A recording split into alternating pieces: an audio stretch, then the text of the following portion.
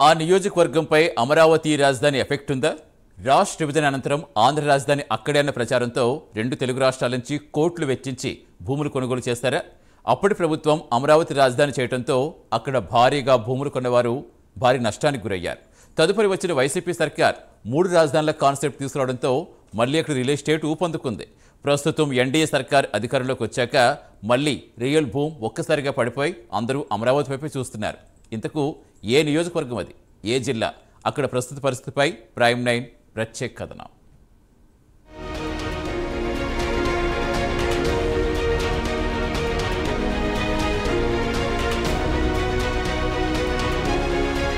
రాష్ట్ర విభజన జరిగిన సమయంలో ఆంధ్రప్రదేశ్ రాజధాని లేని రాష్ట్రంగా ఉంది. కొంతకాలం తర్వాత ఏపీకి రాజధాని నిర్మించాలని నాటి ప్రభుత్వం భావించింది.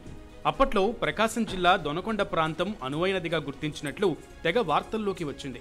దానికి కారణంగా అక్కడ 1,00,000 ఎకరాల వరకు ప్రభుత్వ భూమి ఉండడమే. అంతేకాకుండా ఈ ప్రాంతంలో బ్రిటిష్ వారి కాలంలోనే రైల్వే లైన్ ఉంది.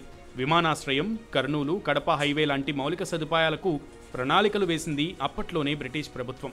అదేవిధంగా ఆంధ్ర రాష్ట్రానికి మధ్యలో ఉండటం కూడా రాజధానికి అనువైనదిగా భావించారు.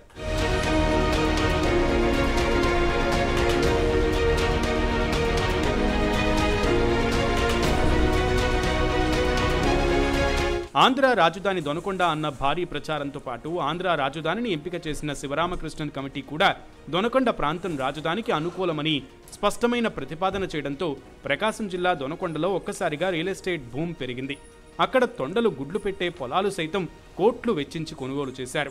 దీంతో భూమాఫియా కూడా పెరిగింది. ఈ భూమాఫియాలోనే వైఎస్ జగన్మోహన్ రెడ్డి దగ్గర బంధువులు 100 ఎకరాల భూదందా చేస్తూ ఓ హత్యకి దారితీయడం అప్పట్లో సంచలనం కలిగించింది.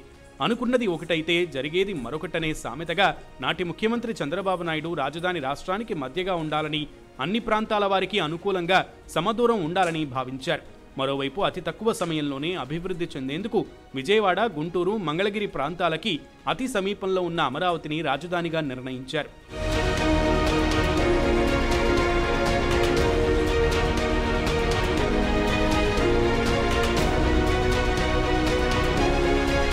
రాజధానిగా అమరావతిని ప్రకటించగానే ప్రకాశం జిల్లా దొనకొండలో ఒక్కసారిగా రియల్ ఎస్టేట్ పడిపోయి 2 తెలుగు రాష్ట్రాల నుంచి వచ్చి భూమి కొనుగోలు చేసిన వారు అందరూ ఒక్కసారిగా కుదేలయ్యారు.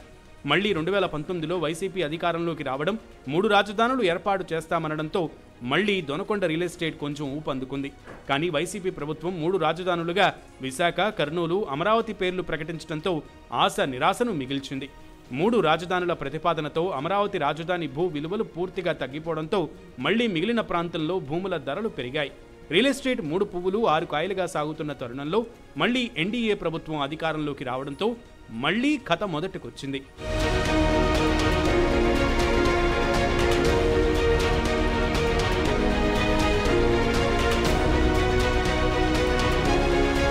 టీడీపీ అధినేత చంద్రబాబు నాయుడు ముఖ్యమంత్రి అవ్వడంతో 2014లో తాను ప్రతిపాదన చేసి అభివృద్ధి చేస్తున్న అమరావతి రాజధాని పనులు మళ్లీ ప్రారంభం అవుతున్నాయి. దీంతో మళ్లీ దొనకొండ, దర్శి ప్రాంతాలలోని రియల్ ఎస్టేట్ పడిపోయి ఇక్కడి ప్రజలు అమరావతి వైపు చూడడంతో ఇక్కడ వెంచర్స్ వేసిన వారు అందరూ అమరావతి ఎఫెక్ట్గా భావిస్తూ తలలు పట్టుకుంటున్నారంట.